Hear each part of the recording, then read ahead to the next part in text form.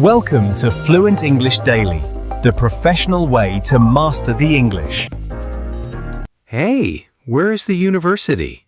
Oh, John, wait. If you ask like that, people might not help you at all. Really? But I am just lost. I know, but being polite is the secret. Today, we will learn how to ask for help. Plus, we will see how to set rules with a messy roommate. Aha, I see. That is very helpful. Exactly. Welcome to Fluent English Daily Pro. I'm Emily. And I'm John. Let us start this easy lesson.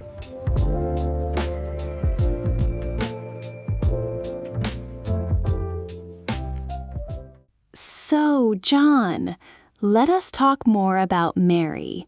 She is a new student, and she is having a very busy first day. Right. She's trying to find the university, but she's having a hard time. It is not easy to be in a new place. No, it is not.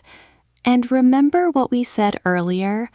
At first, Mary was not very successful. She was just walking up to people and asking for the university very directly. I remember. She was just saying, "Where is the university?" And people were just walking past her. Exactly. It felt a bit too strong. When we want help from strangers, we need to be very soft and polite. It makes people want to stop and listen. I see. So what was the first polite phrase Mary learned? Well, the most common one is, "Excuse me, could you tell me the way to?" It is very simple, but the "excuse me" and "could you" make a big difference. Excuse me, could you tell me the way to? Yes, that sounds much nicer. It is like you are asking for a favor, not giving an order. Right. And there is another one that is even more gentle. Mary says, "I wonder if you could help me, please." Oh, I wonder. That is a very soft way to start a sentence. It sounds very kind.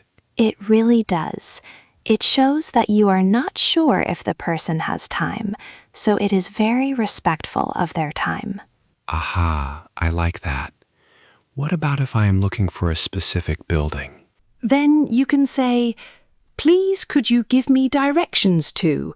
For example, "Please could you give me directions to the library or to the university?" Please could you give me directions to? Okay, I am writing these down in my head. They are very useful. Good. And there is one more. This one is a bit longer, but it is very British and very polite. "I don't suppose you could show me the way, could you?" Wow, that is a long one. I don't suppose you could show me the way, could you? It sounds very hesitant. Exactly. It is very hesitant. It gives the other person a very easy way to say no if they are busy. But usually, because it is so polite, people say yes. That is the secret then, being so polite that people cannot say no. In a way, yes. It builds a small bridge between you and the stranger. So, does Mary finally get help using these phrases? She does. She meets a young man named Daniel. He is also a student, and he is going to the university too. Oh, that is perfect. So they can walk together. Well, yes, they walk together. But the narrator says something funny about Daniel.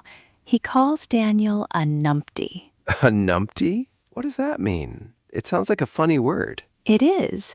It is a very British, informal word for someone who is not very bright, a bit silly or a bit of a fool. Really? So Daniel is a bit of a numpty? Why? Because even though he is a student there, he does not actually know the way.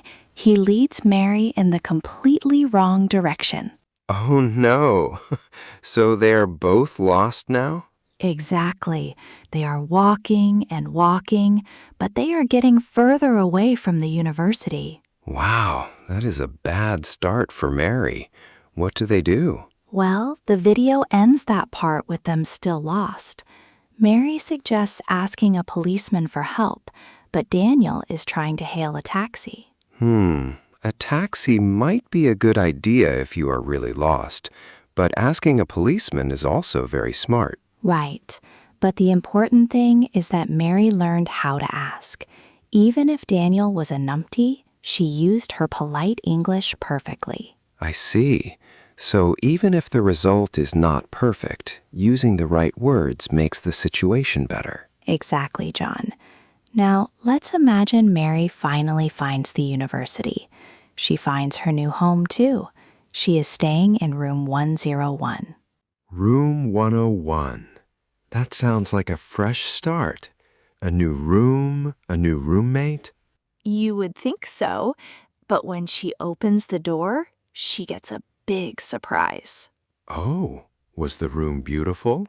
No, quite the opposite. It was a total mess. There were clothes all over the floor. There were things covering the whole desk. Mary could not even see the bed properly. Oh, wow. That is not a good surprise. Who was in the room? Her new roommate, Abby. And Abby was very casual about it. She didn't think the mess was a problem at all. That is a difficult way to start living with someone if one person is tidy and the other is, well, a bit messy. It is a very common conflict. The narrator tells Mary she needs to put her foot down. Put her foot down? That sounds like a strong expression. Does it mean she should stomp her foot on the floor? No, not literally. To put your foot down means to be firm. It means to say, no, this is not okay, and we need to change it. Aha, I see. So Mary has to be brave and talk to Abby. Yes, but she still needs to be polite. You don't want to start a fight on the first day. You want to find a compromise. A compromise. That is when both people agree on something that makes them both happy, right? Exactly. So Mary uses some very specific phrases to set ground rules. Ground rules. Those are the basic rules for living together. Yes, like who cleans what or where you can put your things. Mary starts by saying, "Could we set some ground rules, please?" That is a good way to start. It sounds official, but fair. Could we set some ground rules, please? Right. And then she asks about the mess. She says, "Would you mind keeping the room a bit more tidy?" Would you mind? That is another very polite way to ask for a change. It is. It is much better than saying, "Clean up your mess." Yes, clean up your mess would definitely start a fight. Would you mind keeping the room a bit more tidy is much softer. Exactly. And Mary also needs space to work. She says, "It would be a great help if I could have some space on the desk to put my things." Oh, I like that one. It would be a great help if I could. It explains why she needs the change. It is not just a rule, it is a help for her. Right. It shows her needs. And finally, she finishes with a question to make sure Abby agrees. She asks, "Would that be a reasonable compromise?" Would that be a reasonable compromise? That is very professional. It asks for the other person's opinion. Exactly. It makes Abby feel like she has a choice. So how does Abby react? Is she angry? Well, she calls Mary bossy as a joke, but she actually agrees. She realizes that Mary is right. Wow. So the polite phrases worked again. Mary put her foot down, but she did it with kindness. She did. And just as they agree, guess who walks in? Not Daniel the numpty again. Yes, Daniel arrives. It seems he finally found the university and the rooms. It is a very funny end to the scene. Poor Mary. She has a messy roommate and a numpty for a friend. But at least her English is excellent. It really is. She knows how to navigate these social situations. She knows how to ask for help and how to set boundaries. This is so helpful, Emily. I feel like I can use these phrases too, not just for directions, but for talking to my friends or colleagues. That is the goal, John. These phrases are like tools. Once you have them, you can handle many different situations calmly. I agree. I feel more confident already. I am so glad to hear that. It is all about practicing these patterns until they feel natural. Right. I need to practice saying, I don't suppose you could, without feeling shy. You will get there. It just takes a little time. Well, I think we have learned a lot of great expressions today. We certainly have. From asking for the way to the university to setting rules in a shared room. It was a very busy day for Mary. It was, but she did a great job. You know, I think our listeners would love to hear these phrases again. They are so useful for everyday life. That is a great idea, John. We should definitely go over the key words and expressions one more time to make sure everyone remembers them. Aha! I am ready. Let's look at the vocabulary from these stories. It will help us use them in our own conversations. Exactly. Let's take a closer look at the words that made Mary so successful today.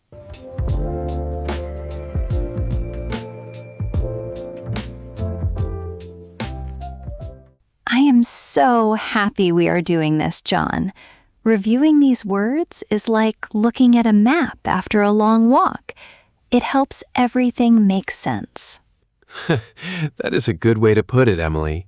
Especially since Mary was actually looking at a map. Or trying to, anyway. Exactly. So let's look at our first phrase. It is a very common one for directions.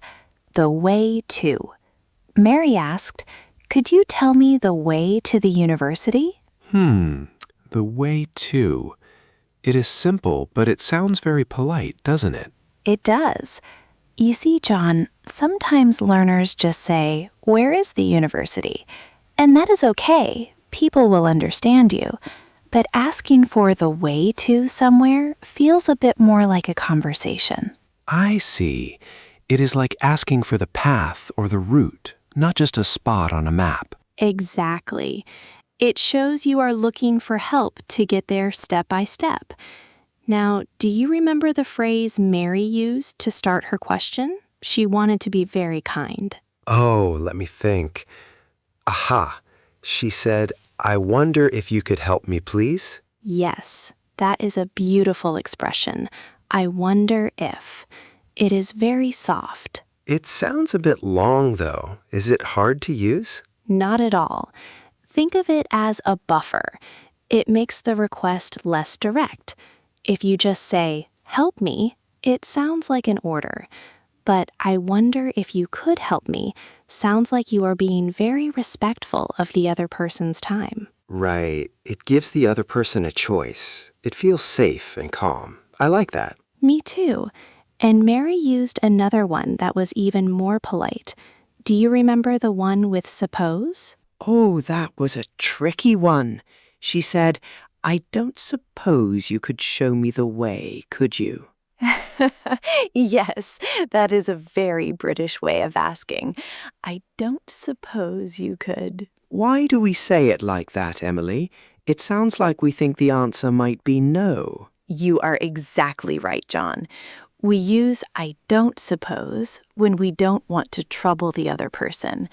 It is like saying, "I know you are busy, so if you can't help, it is okay." Wow.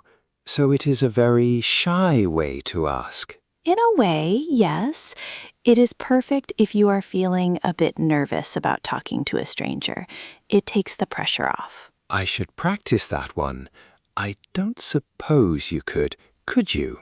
It has a nice rhythm. It does.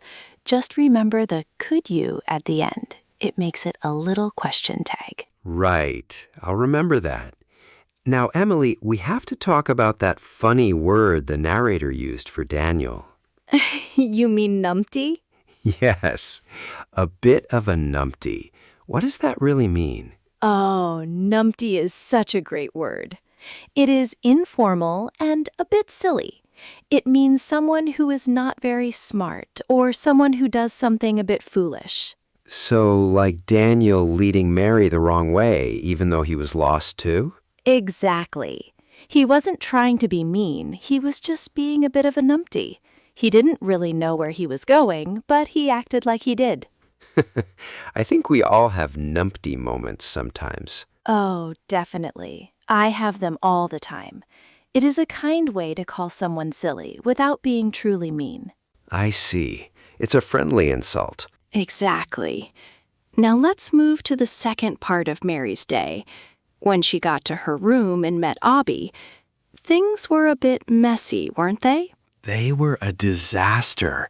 Clothes everywhere, no space on the desk. Mary had to put her foot down. That is our next expression, to put your foot down. When I first heard that, I thought about a car, pushing the gas pedal to go fast. That is a different meaning. In this story, putting your foot down means being firm. It means saying enough is enough and setting a limit. So Mary was being strong. Yes, but she was being strong in a polite way. She decided she would not just accept the mess. She needed to change the situation. I think that is hard for many people. They don't want to be mean, so they stay quiet. Right. But Mary showed us that you can put your foot down and still be a nice person. You just have to be clear about what you need. And she did that by asking for ground rules. That is another good one. Yes, ground rules. Think of a game, John. Before you play, you need to know the rules, right? Right, like you can't touch the ball with your hands in football. Exactly. Ground rules are the basic rules for living or working together. For Mary and Abby, it was about where the clothes go and how to share the desk. It makes things much easier when everyone knows the rules from the start. It really does. It prevents arguments later. If you have ground rules, you don't have to get angry. You just follow the plan. Mary also used a word that I think is very important for friends. She asked for a reasonable compromise. Oh, compromise. That is a big word, but a very important one. It means meeting in the middle, right? Exactly. A compromise is when two people have different ideas and they both give up a little bit to find a solution that makes both of them happy. So Mary didn't tell Abby to clean the whole room perfectly. She just asked for some space on the desk. Right. That is the reasonable part. She wasn't asking for a miracle. She was asking for something fair. I like that word, reasonable. It sounds very calm. It is. When you use the word reasonable, it shows the other person that you are being fair and thinking about them too. And then at the end, Abby called Mary bossy. Yes, bossy. That is our last word for today. Bossy sounds like someone who acts like a boss all the time. That is exactly what it is. A bossy person tells everyone what to do. Usually, it is a bit of a negative word. But Abby said it as a joke, right? She did. She was teasing Mary. Sometimes when someone sets ground rules, other people might call them bossy. But in this case, it was just a friendly joke between roommates. I see. So Mary wasn't actually being a bossy person. She was just being organized. Exactly. And because she used all those polite phrases, Abby wasn't actually angry. She agreed to the compromise. It is amazing how much the words we choose can change a situation. Mary could have shouted, but she chose to use these expressions instead. She did. And it worked. She got her desk space, and she kept her friend. I feel like I've learned a lot today, Emily. These aren't just English words. They are like tools for being a better person. I agree, John. That is the best part of learning a language. It helps us connect with others more clearly. Aha! I'm ready to try these out. I might not have a messy roommate, but I can definitely use I wonder if at the grocery store. That is a great place to start. The more you use them, the more natural they will feel. Definitely. I want to make sure I remember the sounds too. Like the way you say reasonable. It sounds so smooth. You will get there, John. Just keep listening and keep practicing. I will. This was such a good review. I feel much more confident about these stories now. I am so glad. It is always good to stop and look back at what we have learned. Right. It makes the new words stick in my brain. Exactly. Well, I think we have covered all the main points from Mary's busy day. We have. From the numpty Daniel to the bossy but fair Mary.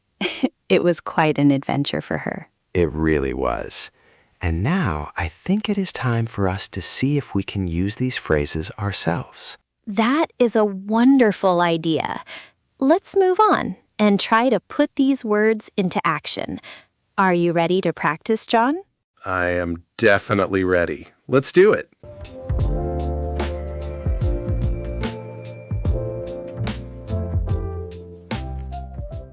Okay, John. Now it is time for our favorite part. We are going to practice these phrases together. I am ready, Emily. I want to make sure I can say these words clearly. That is the spirit. I will say a sentence from our stories, and you can repeat it after me. I will go slowly. Perfect. And for everyone listening at home, please join us. Say the words out loud with me. That is a great idea. Let's start with the first story. Imagine you are lost in a new city. You need to find the university. Let's try the first polite phrase. Excuse me, could you tell me the way to the university? Excuse me, could you tell me the way to the university? Very good, John. You sounded very polite. Let's try it again, but a little smoother. Excuse me, could you tell me the way to the university? Excuse me, could you tell me the way to the university? Much better. Now let's try the next one. This one is very useful if you are feeling a bit shy. I wonder if you could help me, please? I wonder if you could help me, please? Try to connect wonder and if, like this. I wonder if. I wonder if you could help me, please? Aha! That sounded very natural. How did it feel? It felt good. It sounds very soft, like I am not pushing the other person. Gently. Exactly. That is why we use it. Now let's try a very direct but polite one. Please, could you give me directions to the university? Please, could you give me directions to the university? Good. Let's focus on that word directions. Directions. Directions. Perfect. Now the whole thing. Please, could you give me directions to the university? Please, could you give me directions to the university? Wow, John, your pronunciation is getting so clear. Thank you, Emily. I am trying my best. But wait, there is one more, right? The one that was a bit tricky? Gently. Yes, the one Mary used. It is a bit long, so let's take it slow. I don't suppose you could show me the way, could you? I don't suppose you could show me the way, could you? You did it. That could you at the end is very British. It makes the question very gentle. I don't suppose you could show me the way, could you? Gently. It's like saying, I know you might be busy, but maybe you can help. I see. It gives the other person an out if they can't help. Right. Now let's think about Daniel for a second. Poor Daniel the numpty.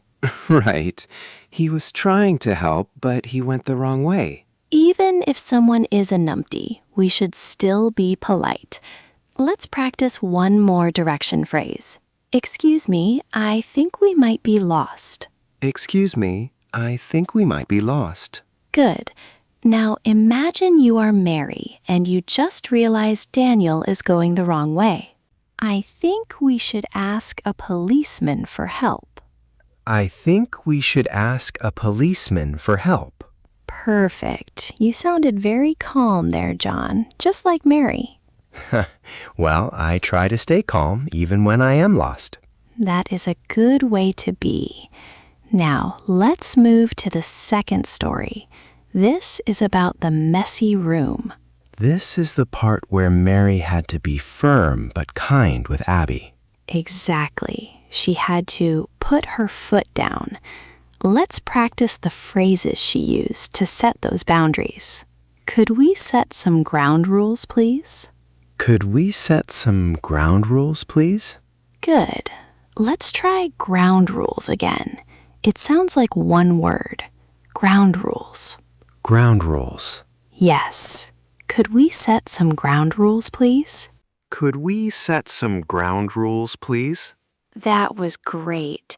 You sounded serious, but very friendly. It's a good phrase for roommates, I think. It really is. Now, let's try to ask for something specific, like the desk. Would you mind keeping the room a bit more tidy? Would you mind keeping the room a bit more tidy? Very nice. Would you mind is such a helpful phrase. Let's try it again. Would you mind keeping the room a bit more tidy? Perfect. Now, this next one is the longest one. We will do it in 2 parts. It would be a great help. It would be a great help. If I could have some space on the desk to put my things. If I could have some space on the desk to put my things. Now let's put it all together. It would be a great help if I could have some space on the desk to put my things. It would be a great help if I could have some space on the desk to put my things. Wow, John, that was excellent. You kept the rhythm perfectly. Thanks, Emily. It's a long sentence, but it feels very polite when you say it like that. It does. It explains why you need the help. It's not just a command. Right. It's sharing a feeling. It would be a help to me. Exactly. Now let's finish with the most important phrase for a compromise. Would that be a reasonable compromise? Would that be a reasonable compromise? Let's look at that word reasonable. Reasonable. Reasonable. And compromise. Compromise. Compromise. Great. Now the whole question. Would that be a reasonable compromise? Would that be a reasonable compromise? Perfect. You sound like a very fair person, John. I hope so. If I were Abby, I would definitely say yes to that. I think so too, even if she thinks you are a bit bossy in a funny way. Bossy but fair. That's not too bad. Not at all. It's better than having a messy desk. That is very true. These phrases really do help. They make difficult conversations feel much easier. They do. Language is a tool, John. When you have the right tool, the job is easy. I like that. A tool for connecting with people. Gently. Exactly. You did a wonderful job practicing today. I feel much more confident. I hope everyone practicing with us feels confident too. Warmly. I am sure they do. Remember, everyone, you can listen to this section as many times as you want. Yes, repetition is the key. The more you say it, the more natural it feels. Smiling. Well said, John. You are becoming a real expert. I'm learning from the best, Emily. Gently. Oh, you are too kind. But you know we aren't done yet. Oh? What is left? Well, we have been talking and practicing for a while now. We have. It has been a very busy lesson. It has, and I think it is time to hear from our friends who are listening. Aha, I know what you mean. We always get such interesting messages. We really do. I love reading about how people use English in their own lives. It reminds us that we are all learning together, doesn't it? It really does. It's like a big global classroom. I love that. So, are we ready to see what people are asking today? I am definitely ready. I have a few very interesting questions here on my desk. Oh, I can't wait to hear them. Me too. It is always the highlight of my day.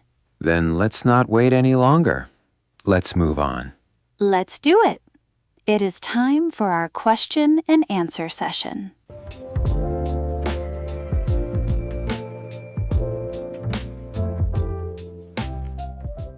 All right, John, let's look at our first message from the community. I am ready. What do we have today? It is from a listener named Sarah. She says she recently moved into a new apartment with a friend. She is finding it a bit hard to keep the kitchen clean. Oh, I see. That can be very tricky. It is exactly like Mary and Abby in our story today, isn't it? Exactly. Sarah asks, how can I ask my friend to help more without being mean? That is such a great question. It's all about those polite phrases we practiced. It really is. And it brings us to our question of the day for everyone listening. Oh, I love this part. What is the question for our friends today, Emily? Today's question is, have you ever had to set ground rules or ask for a compromise with someone you live or work with?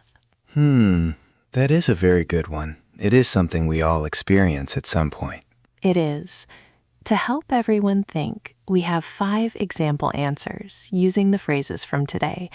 John, would you like to read the first one? I would love to. Example 1. I asked my roommate, would you mind keeping the living room a bit more tidy? Perfect. Here's example 2. I told my sister, could we set some ground rules about using the kitchen, please? Right. Example 3. I said to my colleague at work, it would be a great help if I could have some space on the desk to put my things. Very clear. Example 4.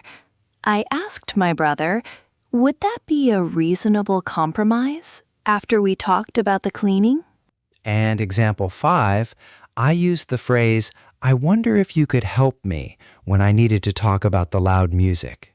Those are all wonderful ways to use English to solve a problem. They really are. Now, we want to hear from you. Yes, please share your stories with us. What did you say? How did it feel? It is so helpful to hear how other people handle these situations. It gives us all more confidence. It really does. It makes us feel like a community. Aha! I think I see a few more questions popping up in the chat. Oh, really? Let's take a look at those before we wrap things up.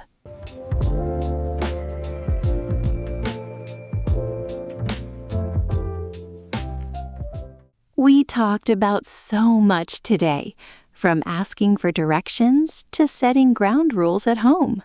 Yes, being polite makes everything easier. It is the kindest way to speak to others. Gently. Exactly. Whether you are lost in a new city like Mary or sharing a room like Abby. Thoughtful. Using phrases like, would you mind, or could we set ground rules, helps everyone feel respected. Warmly. It does. English is not just about words. It is about how we connect with people. Smiling. I feel very happy that we shared these tips today. You are all doing a great job. Gently. You really are. Take it slow and be kind to yourself as you learn. Aha. And don't worry if you get lost sometimes. It is part of the learning journey. That is true. Thank you for spending time with us today. It was wonderful. Goodbye, everyone. See you all next time. Bye for now. Congratulations on making it all the way through the lesson with Emily and John. If you found this video helpful, don't forget to hit the subscribe button right in the center of your screen so you never miss our next lesson. You can also check out more videos right over here on the left or right side. We've picked them just for you. Thanks for watching, and we'll see you in the next video.